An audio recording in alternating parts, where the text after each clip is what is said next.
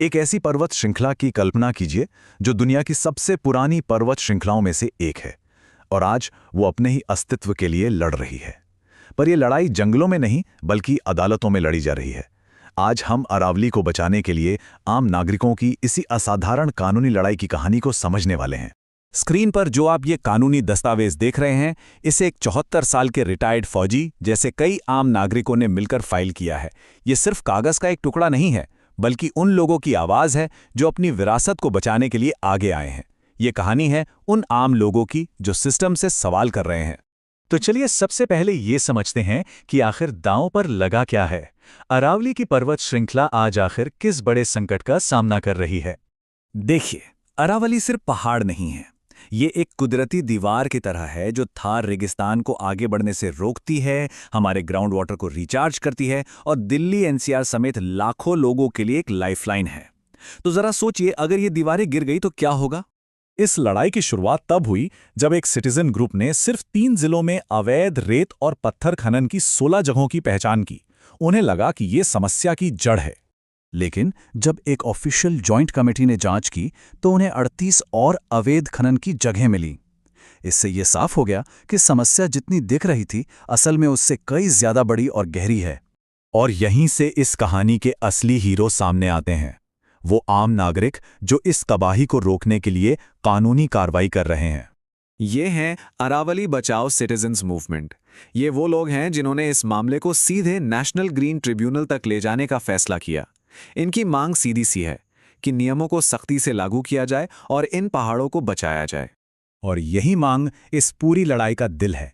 वो सिर्फ कुछ जगहों पर माइनिंग रोकने की बात नहीं कर रहे हैं, वो एक बहुत बड़े आइडिया की मांग कर रहे हैं।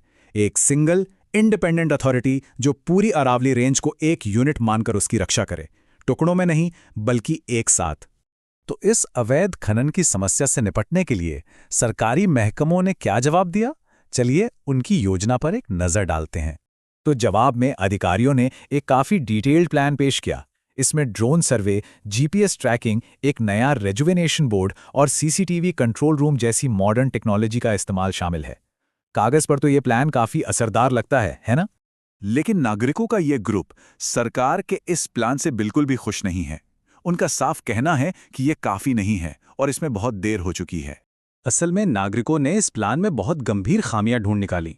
उनका तर्क है कि ये जो नियम बनाए गए हैं, जिन्हें स्टैंडर्ड ऑपरेटिंग प्रोसीजर यानी एसओपीज कहा जाता है, वो इतने कमजोर हैं कि वो अपराधियों को पकड़ने के बजाय उन्हें बचने का रास्ता देते हैं। मिसाल के तौर पर, इन नए नियमों के तहत अगर कोई पहली या दूसरी बार अवैध खनन करता पकड़ा जाता है तो उसके खिलाफ कोई एफआईआर यानी पुलिस रिपोर्ट ही दर्ज नहीं होगी। इसका सीधा मतलब यह है कि अपराधी बार बार कानून तोड़ सकते हैं और उनका कोई क्रिमिनल रिकॉर्ड तक नहीं बनेगा।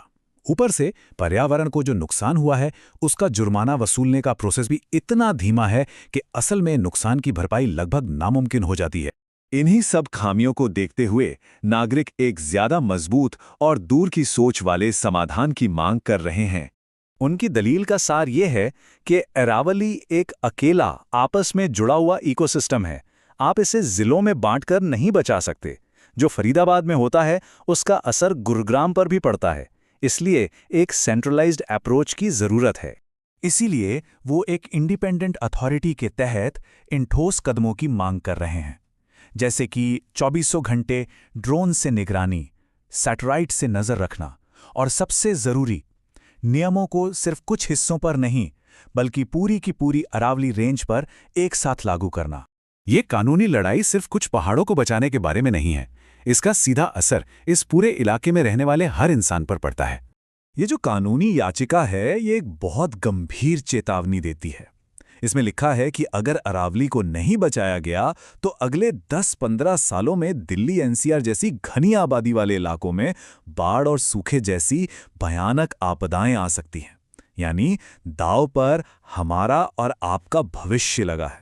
और आखिर में हम इसी एक बड़े सवाल पर आकर रुक जाते हैं। ये नागरिकों, नीति और प्रकृति के बीच एक सीधी टक्कर है। क्या अदालतें वो कर सकती हैं जो प्रशासन नहीं कर पाया है? अरावली का भविष्य इसी सवाल के जवाब पर टिका है।